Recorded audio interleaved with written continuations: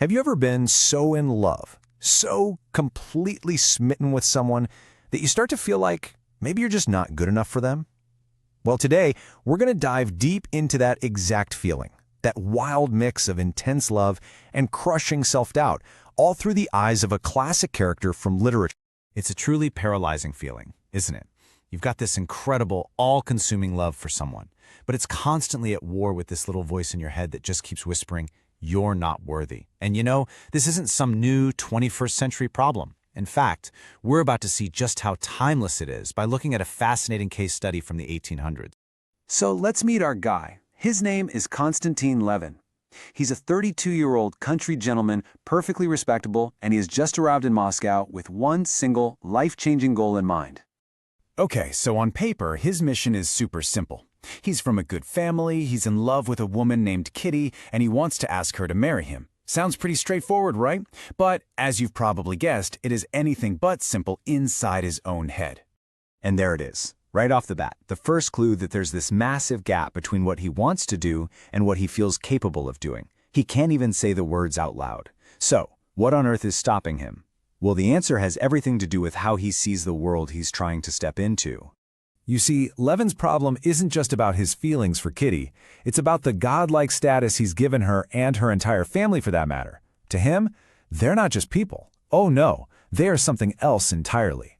He literally sees her family as being wrapped in a mysterious, poetical veil. I mean, that phrase is so important. He doesn't see them as real people with flaws or bad days. He sees this romanticized, almost magical version of them, where everything they do is graceful and perfect and elevated. And think about what he's focusing on. These are pretty normal, everyday things for an upper-class family at the time. Speaking other languages, having tutors, wearing nice clothes. But in Levin's mind, these ordinary details get transformed into proof of their otherworldly perfection. This isn't just a household to him, it's like this sacred institution, and he feels totally, completely unqualified to even knock on the door. All right, so if they're up here on this flawless, divine pedestal, where does that put him? Well, when he looks in the mirror, the comparison is absolutely brutal. Just listen to the words he uses to describe himself. Ugly, ordinary, in no way striking. This goes way beyond simple modesty. This is a deep, gut-level belief that he is fundamentally unworthy. He's already made up his mind for her that he is completely unlovable. And this slide right here, this is the whole battle in a nutshell. On the left, you've got his inner critic, just tearing him down. He sees himself as ugly, ordinary, a nobody.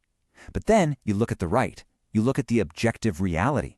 He's a noble, he's cultured, he's an established country gentleman, he's 32. By any social standard of his time, he was a catch. But that internal voice, that imposter syndrome, is just so loud it completely drowns out the truth. So, what happens when you're caught in this brutal tug-of-war between profound love and profound self-doubt? Well, you get stuck. You find yourself trapped in this really agonizing mental loop. It's the ultimate emotional paradox, right? A classic catch-22.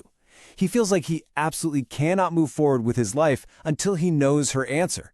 But at the same time, he is 100% certain that her answer is going to be no and that it will completely destroy him.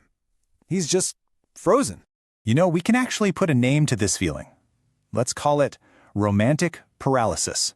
It's that state of being completely and utterly stuck, where the desperate need for an answer and the paralyzing fear of that answer hold you in this perfect, painful stalemate.